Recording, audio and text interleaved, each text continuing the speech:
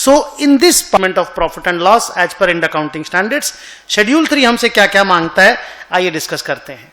पहला point, the provisions of this part shall apply to the income and expenditure account in like manner as the apply to statement of P and L. Same बात, the statement of P and L shall include the profit and loss for the period and other comprehensive income, we all know about this. The sum total of A and B is called total comprehensive income, normal. Revenue from operations shall disclose the following: sale of product, sale of services and other operating revenue. ये classification आपको देना पड़ेगा जब आप revenue from operation बनाएंगे। Cell of services में grants और donations received by section 8 companies, उनको भी सेल ऑफ सर्विसेज में ही इनकम को दिखाना होगा।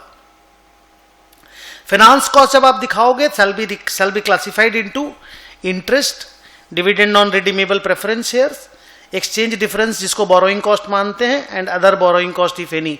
तो फाइनेंस कॉस्ट का ये ब्रेकअप आपको नोट्स में, ये सारी चीजें नोट्स में दिखानी है।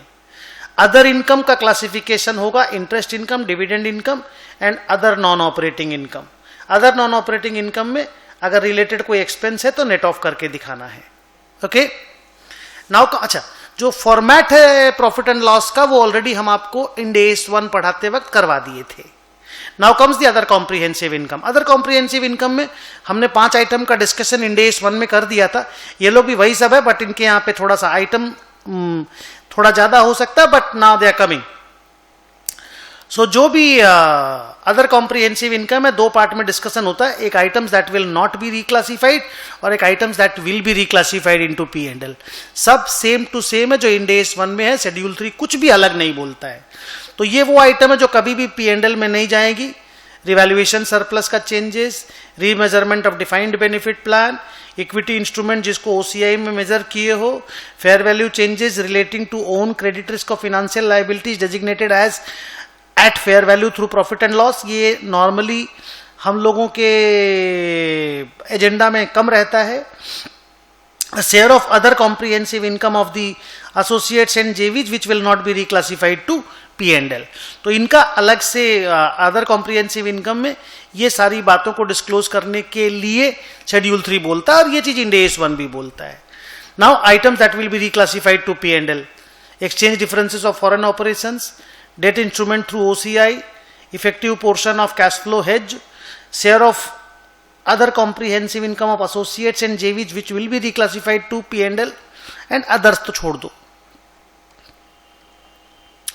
सो अभी तक बच्चों 1 से 6 नंबर पैरा तक हमने शेड्यूल 3 में ऐसा कोई भी एक्स्ट्रा या नया बात नहीं सुना जो हमने इंड AS 1 में नहीं पढ़ा हुआ था।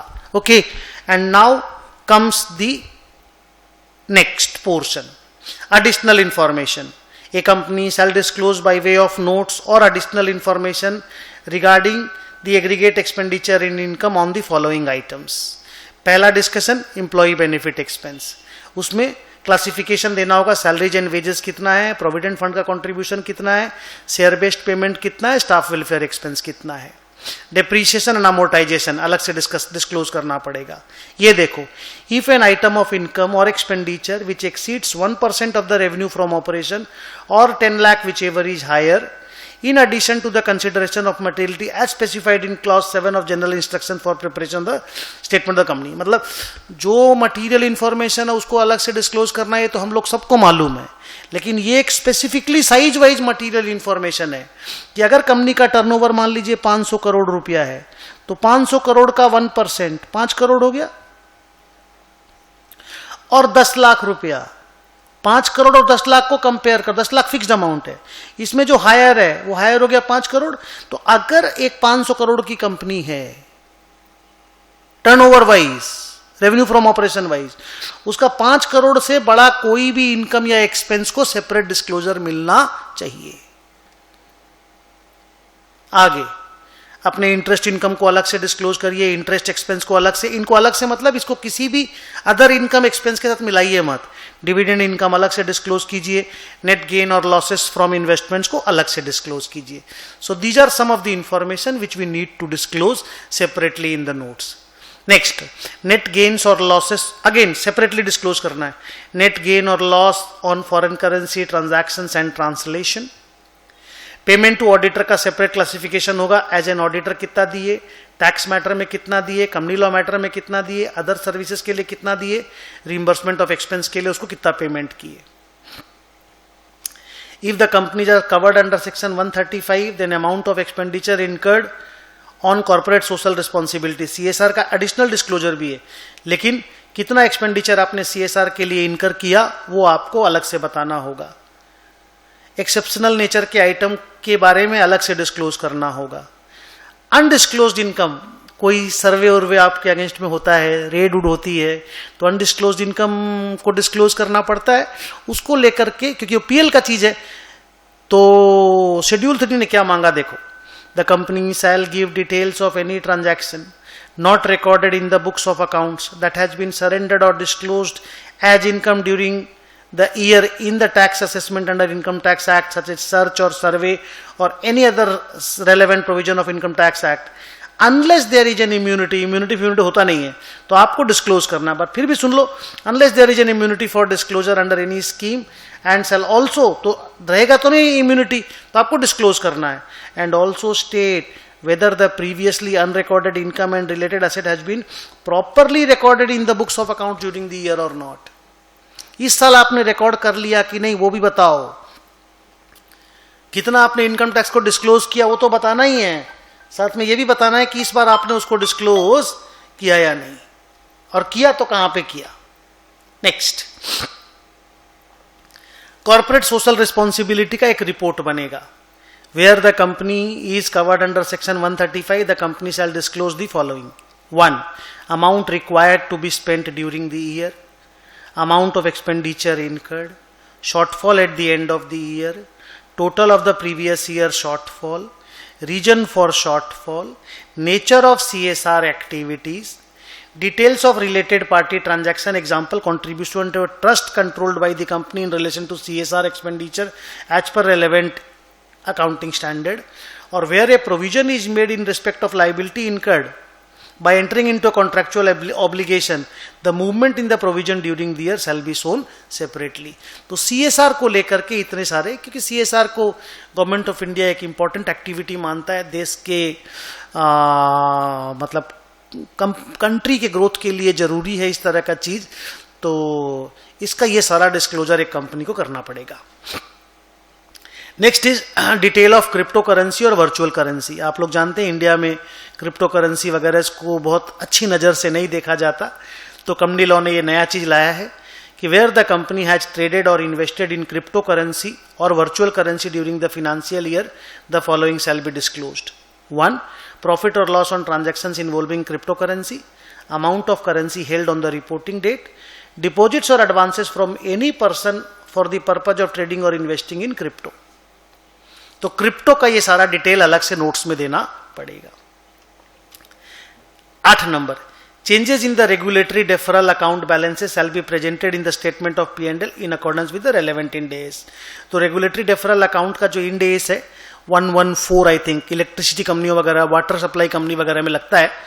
तो हम लोगों के क्योंकि सिलेबस में नहीं, हम लोगों को इंड एस, हम लोग का बोला इंड एस ही कहानी में नहीं है, तो हम लोग उसको डिस्कस नहीं कर रहे हैं. बट फिर भी मैं आपको ये बता दूं कि जो भी रेगुलेटरी डेफरल अकाउंट का जो बैलेंसेस है उसमें जो भी चेंजेस आया, ओपनिंग, क्लोजिंग, एडिशन, डिडक्शन, वो शेड्यूल 3 बोलता है कि अलग से डिस्क्लोज करना पड़ेगा. So with this we come to the end of schedule 3 requirements of profit and loss presentation. Okay, तो शेड्यूल 3 के फर्स्ट पार्ट में हमने पढ़ा बैलेंस शीट के इंडिविजुअल आइटम का प्रेजेंटेशन. सेकेंड पार्ट में हमने पढ़ा बैलेंस शीट में जो एडिशनल इंफॉर्मेशन शेड्यूल 3 मांगता है, विलफुल डिफॉल्टर टाइप्स.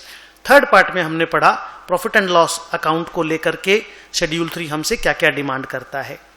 नाउ एक छोटा सा रिक्वायरमेंट शेड्यूल 3 का और है, और वो है कंसोलिडेटेड फाइनेंशियल स्टेटमेंट्स को लेकर के, कि अगर कंपनी कंसोलिडेटेड फाइनेंशियल स्टेटमेंट बनाता है तो जो भी तीनों पार्ट में आपने अभी तक जो भी कुछ पढ़ा, जो भी disclosure stand alone financial statements में हमने मांगा, वो सब कुछ हम आपसे कंसोलिडेटेड फाइनेंशियल स्टेटमेंट में भी मांग रहे हैं.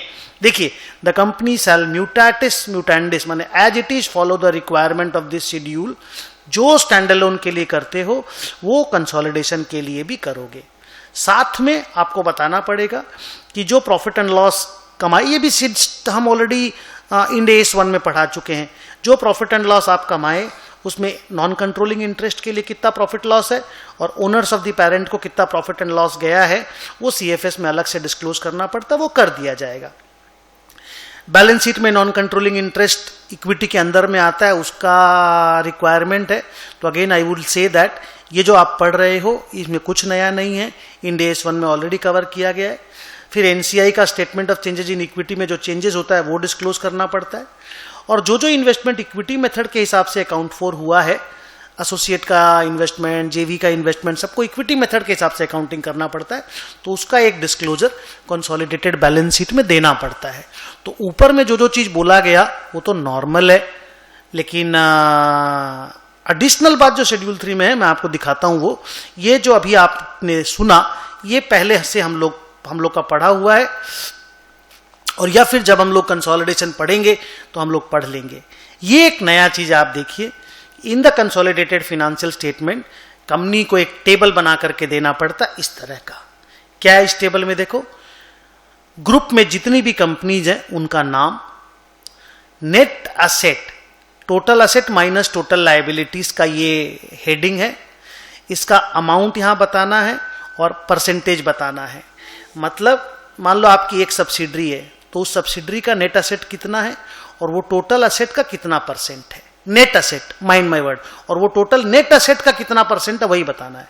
Similarly profit, share of profit and loss, कि अमाउंट कितना प्रॉफिट लॉस का है और परसेंटेज कितना है। शेयर ऑफ OCI, अमाउंट कितना है, परसेंटेज कितना है। Share of total comprehensive income, amount कितना है, टोटल परसेंटेज में कितना है। तो ये डिटेल आपको सब के लिए देना है। देखो इस तरह से, ये बैलेंस शीट का, ये P&L first part, P&L second part और टोटल, ठीक है, ये इस तरह से देना है। पेरेंट का, सब्सिडरी में इंडियन सब्सिडरीज का, फॉरेन सब्सिडरीज का और नॉन कंट्रोलिंग इंटरेस्ट का। उसके बाद जिनका जिनका इक्विटी मेथड से अकाउंटिंग होता है एसोसिएट JVs में, इंडियन एसोसिएट्स का, फॉरेन एसोसिएट्स का, इंडियन JVs का और फॉरेन JVs का। तो मैं एक सिंपल सी बात आपको बताता हूं कि मान लो मेरे पास कोई एसोसिएट नहीं है, कोई JV नहीं है, सिर्फ एक होल्डिंग है और एक सब्सिडरी है। होल्डिंग का नेट असेट है 400 करोड़, सब्सिडरी का नेट असेट है 100 करोड़, कंसोलिडेटेड नेट असेट है 500 करोड़। तो मुझे क्या बनाना पड़ेगा, क्या लिख करके देना है?